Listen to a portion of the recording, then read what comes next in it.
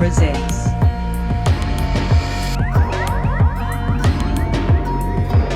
Play to Earn Community. Join the Discord to learn more. Welcome along everyone to the Hardforking channel and our regular gaming show with my wonderful co-hosts Johnny Gonzo and Stefano. How are you guys? What's up, what's up, what's up? Hello. All right. So listen, gaming is an amazing art form, combines everything from sound engineering, storytelling, animation, and in the play-to-earn space, good tokenomics. But most importantly, a game's got to be fun. We're going to be looking at the games that are the most fun, the ones that have the best tokenomics in the play-to-earn space. We're also doing our regular AXIE update here and Nine Chronicles that's coming up in the back half of the show. But to kick it off, Stefano's going to give us a bit of a rundown of the most important news in the space. Over to you, sir.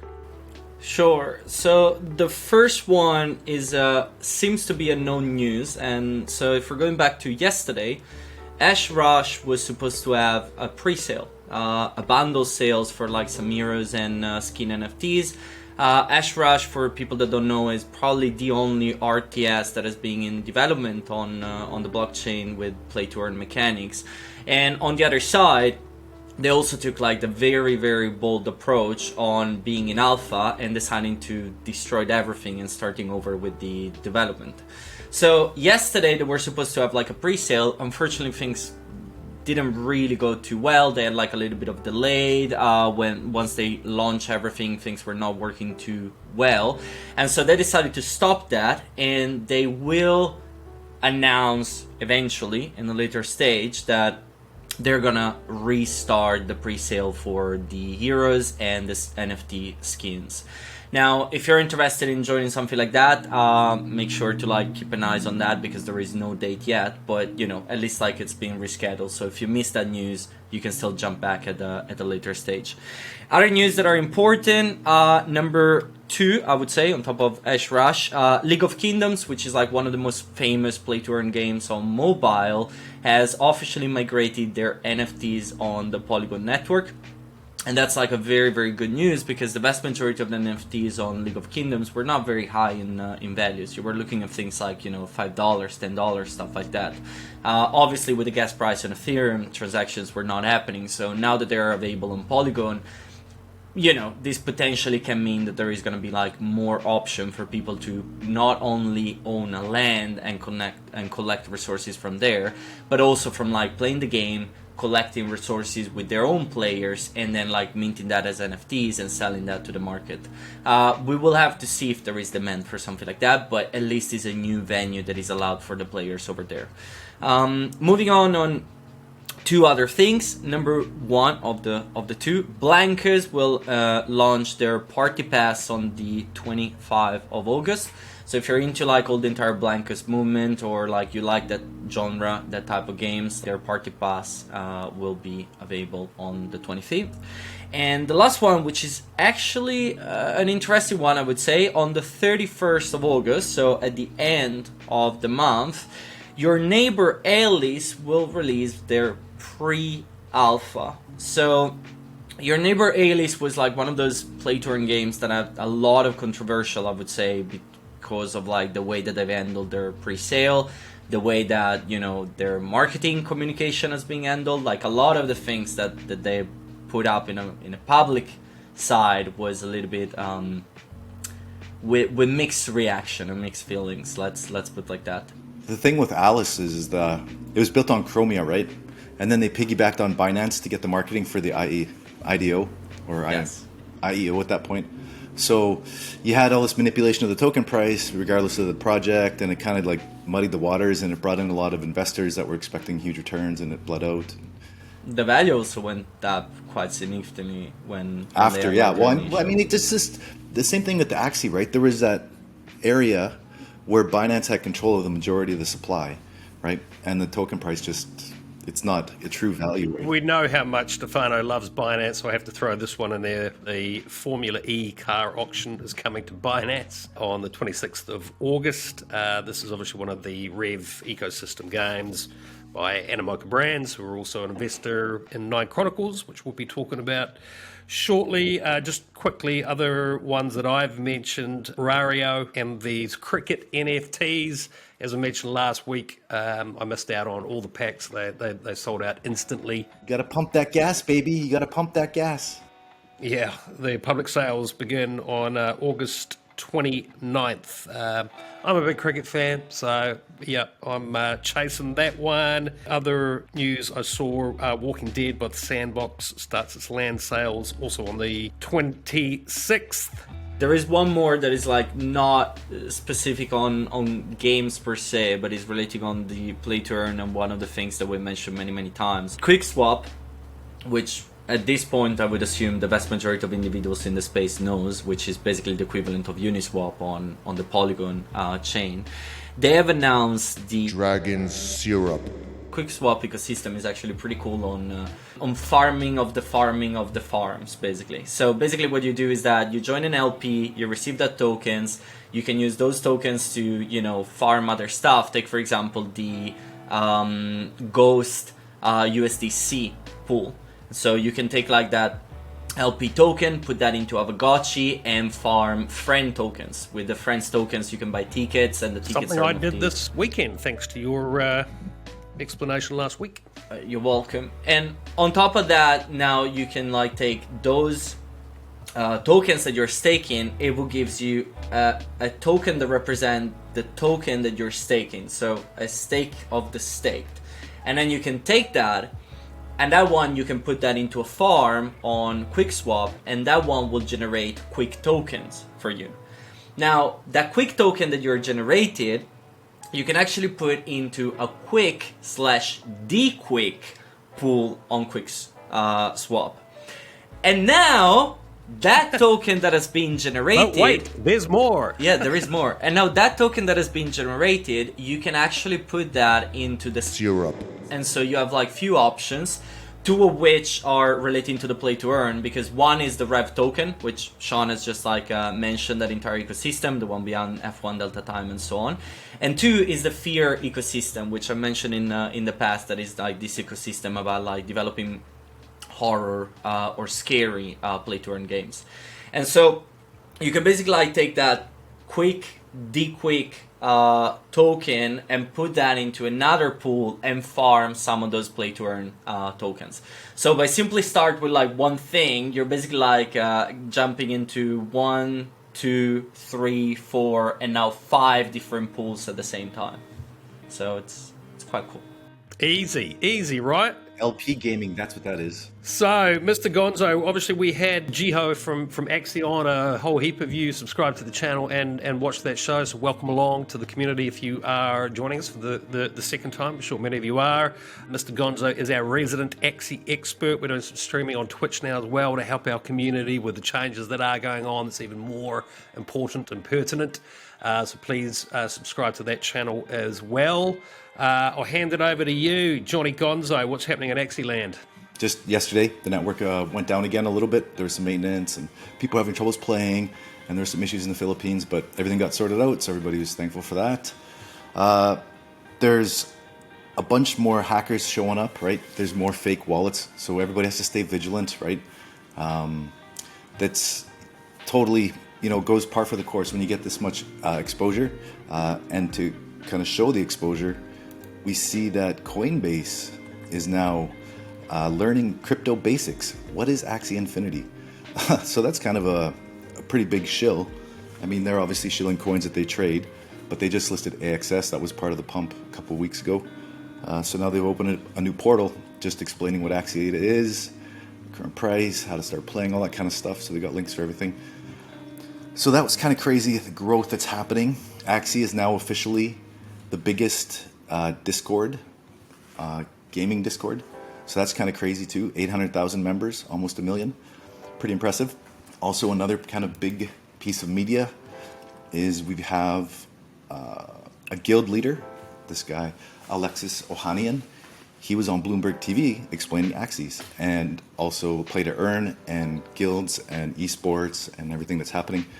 So that's another big piece of kind of press for AXIE, which is kind of, we're just seeing growth and growth and growth.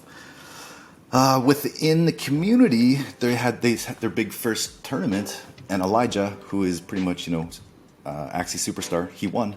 So he won at 100 AXS for that tournament. He says it's worth 7,000 today. How much is it going to be worth in 5 years? That's the question. So overall, I mean, just the whole week reacting to what happened with Jiho there on our channel. I think everybody in the community was really quite uplifted by that, and I've seen I think it's all about community really. Like just seeing the growth in the community, it's kind of starting to transcend crypto now. Like I feel like everybody that's in it, there's like this real bond, and it's like people helping people. So we got this little reptile here.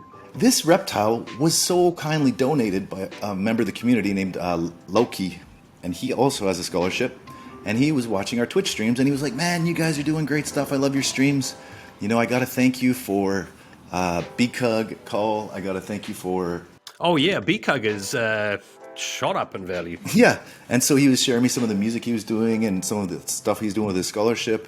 And so he just saw that Jesse was, he's seen Jesse's collection and breeding for a while, and he's like, he needs a lizard. I'm like, oh yeah, sure, totally.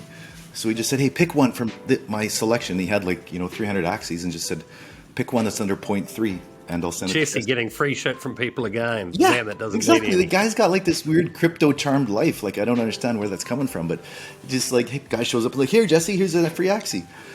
So we picked one that would help him with his breeding. So thanks again, Loki, I think is the pronunciation, but it's like the Danish spelling or something. So cool guy. We started talking to him when we started sharing ideas for Axie music, which is kind of neat. So yeah, that was the week in Axie here, just building teams and. Everybody's trying to get better at PvP, practicing and building the Twitch out. We've had a couple community members start streaming for us, which is great. So everything's about community right now, I think. Just riding through the waves of the next thing to come out in the FUD, or the next wave of crazy price action, and the next round of, changes. So just kind of riding it out and having a good time. Enjoying things. Absolutely. I see Jiho is looking for people to approach him if you're out there as an educator. I'm talking to a couple of people about coming and working for us at Hardforking as well. Thank you for the CVs I've been getting and the interest there, and also the great clips, especially JM Sargado. That was fantastic. Keep those coming, people. Stefano, speaking of community, you're a community lead at Nine Chronicles. What's the latest there? Well, the latest part has been that ongoing fight that they have had with the not so nice or not so friendly miners, I would say. So the way that the POW on Nine Chronicles works is that you as a miner obviously can push a block any times, and the system is designed in a way that the reward is inside the block no matter what. It doesn't matter if the block is holding a lot of transactions or nothing in the first place. And so what happened is that obviously with the value of REVV Nine Chronicles Gold being quite positive and quite good, I would say. Positive, yeah. A lot of people are trying to take advantage of the situation, and so a lot of miners have started trying to push blocks that don't have any transaction just for the sake of getting that reward over and over and over. So obviously this is generating a very bad situation, because if the blocks are empty, the blockchain is always the same, but if those blocks are empty all the time, it means that no player is allowed to do anything. It means that when you're trying to craft an item, it doesn't work. It means that when you're trying to start a level or a fight, it doesn't work. When you're actually trying to exchange maybe coins between one account and another, it doesn't work. And so obviously the team had to jump on this, and now what they've done is starting this changing approach where now the reward in the block will be issued only and exclusively if the block has at least one AP inside. Now the AP is basically needed to execute anything.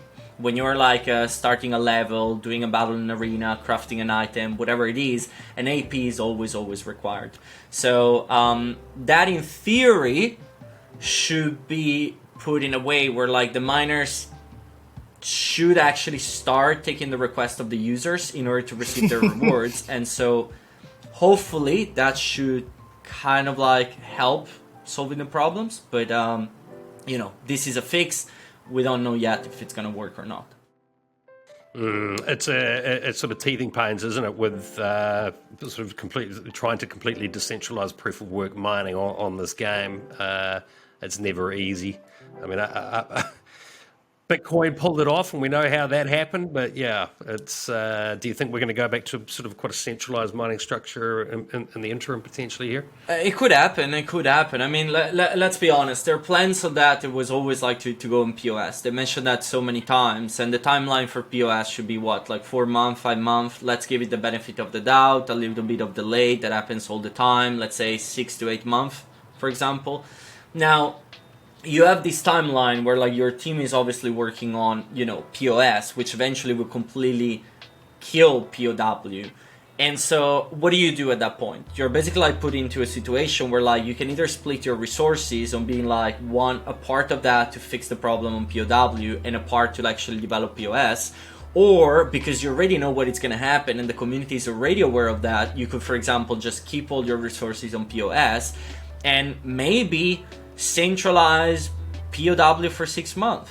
Now, there are a few points on this. One, I don't think that will be too much of an issue if they do that for a specific period, because 99% of the play-to-earn games are actually in one way or another insanely centralized, to be honest.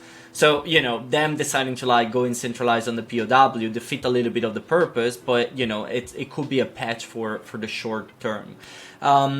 What I think would be super, super important for them if they decide to go into that direction is that this must be a community decision. If they don't ask the community, if the community agrees on that, I think that this is going to be a very huge mistake from the Nine Chronicles team. Because it kind of like defeat those values that they're like claiming to be like super important, that decentralization, that like unstoppable approach and all of that things. If the team can just like step up, reverse POW, centralize that, then very nice marketing material saying that like that everybody's free to do whatever they want, but at the end of the day that's not really the point, isn't it?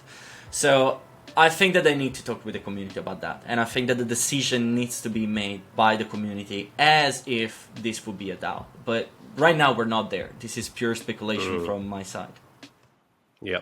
Now, obviously, the people that won our NCG tokens in the last couple of weeks, and more importantly, the ones that have been earning them as our scholars and other people just generally, we still don't know when the bridge is happening. We hope to hear something, I would assume, in the next few days. Would that be correct, Stefano? So on that note, a couple of specific parts. So if you have got the Nine Chronicles gold by playing the game, so by playing like one of the scholars and so on, you will receive the Nine Chronicles gold. Because that's part of our scholarship model, and it also means that you do have a wallet in the game, because the only way for you to earn those coins is by playing the game.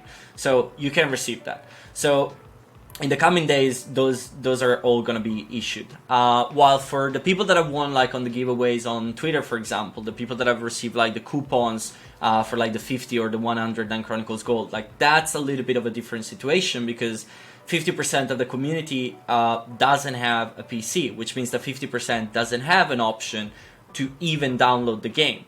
And even if you're considering that, right now there are only 300 codes that are being issued every single day. So it's also complicated to start playing the game, even if if you have the option of downloading that. So considering all of this, we have decided that we are gonna send the REVV Nine Chronicles gold. However, in order to do that, we do need the bridge. And the 17th, so the bridge was supposed to go live on the 17th of August. The team has mentioned that they're gonna have a delay between 7 to 10 days, so we're actually looking of a time frame between the 24th and the 27th of August for something. I don't know if actually it's gonna mean that on the 27th, I'm always taking the last day because it's easier, but I don't know if on the 27th we're gonna have the bridge, or if we're gonna have a communication that they are going to have a delay of another 10 days or another 2 weeks. Unfortunately, there is no communication whatsoever about this.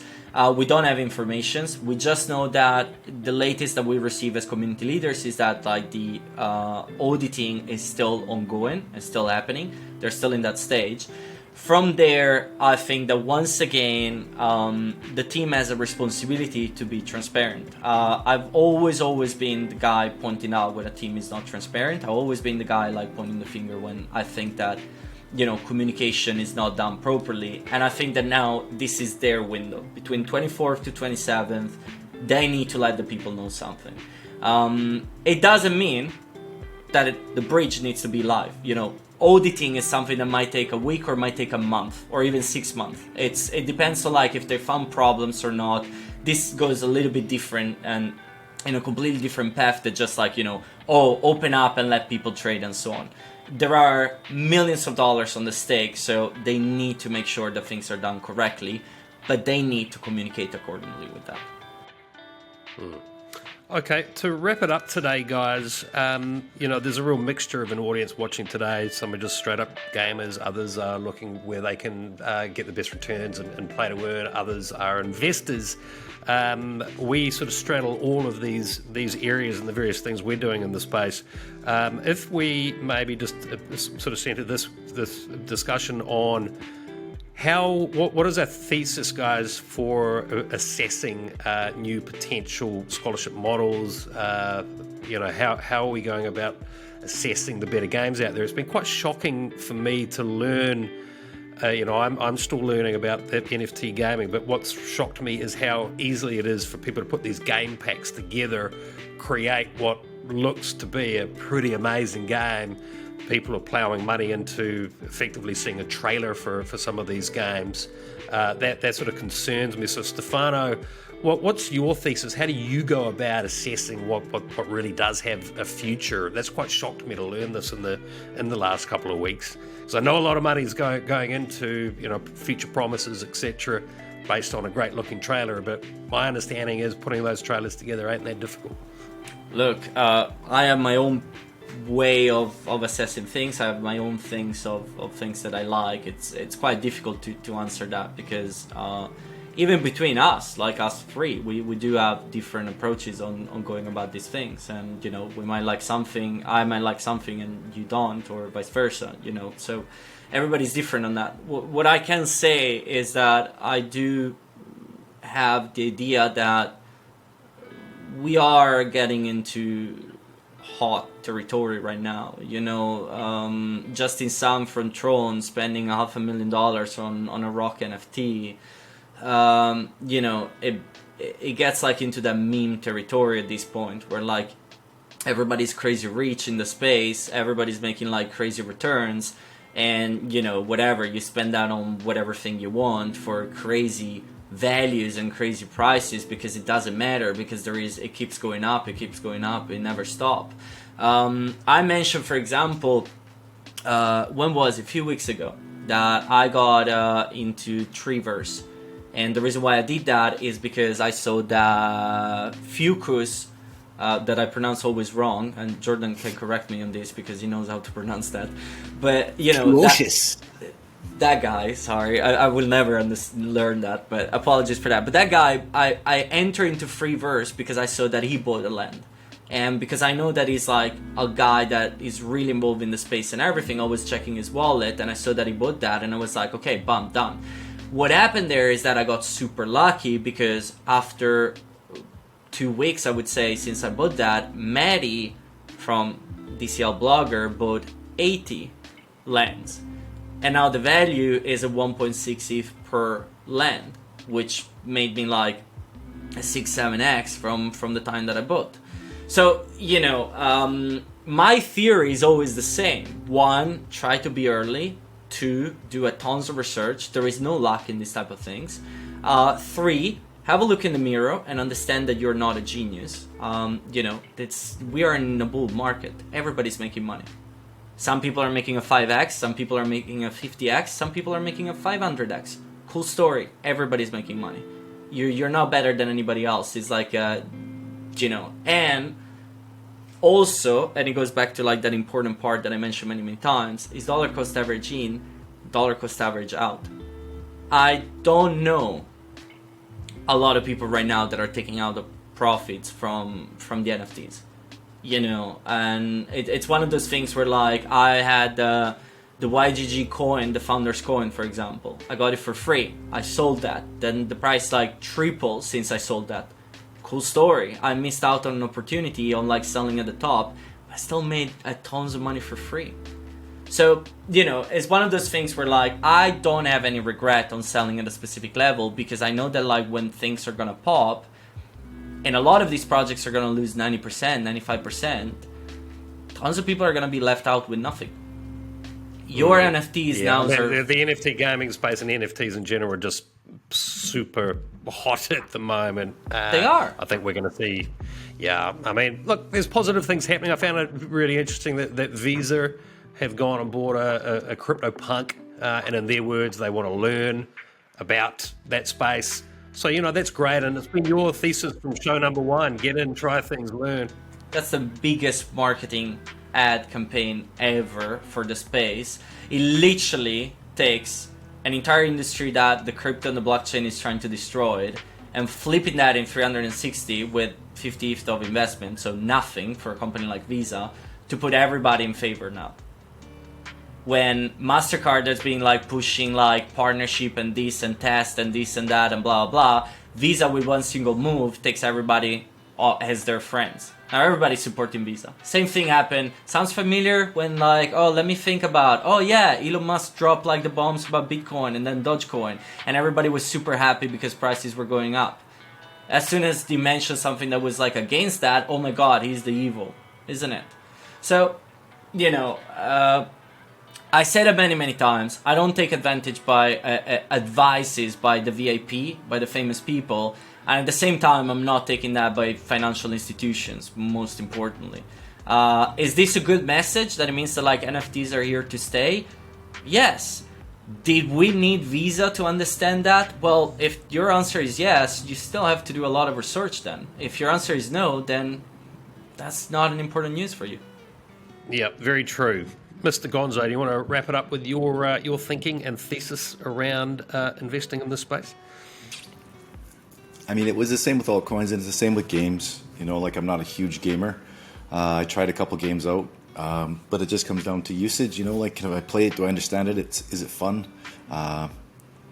Once that's done, then you go check out the community, see what's behind it, right? If you see the community supporting it, if the marketing is okay, you know, there's all kinds of factors, right? Like right now, I think there's only a couple projects that are worth investing because there's so much hype that you're going to overpay for almost everything. And if it's a legit project that's starting now at this magical hype time, you're still going to be waiting 6 to 8 months, a year at the minimum, until you're going to see results from those. Like basically we're at the ICO stage right now. So everybody's jumping in and coming up with these great big ideas and big plans for games, but you really have to follow along and make sure that they're following their development plans and their roadmaps, right? Hitting their milestones. The community is happy with the progress, right? To make sure that, you know, they're just not taking the money and running. And I mean, they're raising a lot of money for some of these projects. So like you said, Sean, yeah, it's just about due diligence, right? Pick a couple that you like and follow closely, right? Don't get too overwhelmed with too many projects because, you know, it's hard to keep track of everything, especially if you plan on going like deeper into this play to earn thing, right? So you gotta put a bit more capital up front. And I'm seeing a lot more people like play to earn. The marketing is more viral, right? Because it's personal, right? Like all the people that are joining into like AXIE and other play to earn things, it's like from, you know, someone's playing, they're like, dude, check it out, I just made $100. You know, and the guy's like, really? How did you do that with video games? You know, and then there's all the marketing hype. So people now, you're getting a lot more normal people coming in. Like personally, I'm helping 3 of my other friends set up scholarships now. They're like, you know, can we build a 50-team scholarship like in the next couple months? I'm like, okay, let's sort it out, you know. And then there's, you know, I have 2 other friends that are doing the same thing. So, I mean, everybody's eyes are opening up to the potential play to earn, and there's going to be lots of snake oil coming up, I think, you know, because there's the one first in the door, and now there's a bunch of imitators, and then there's also going to be new gems coming up for sure. But we're going to have to be patient while they develop. Absolutely. Well, we were one of the very first channels on YouTube to bring you AXIE over a year ago. We'll endeavour to stay ahead of the pack for you. Very knowledgeable team here. On that note, thanks so much for your time today, guys. Links below to both of these guys' Twitters and to all our social media. Thanks for watching. Thanks to our community. We'll see you all again very soon. See you later, guys. Cheers, man.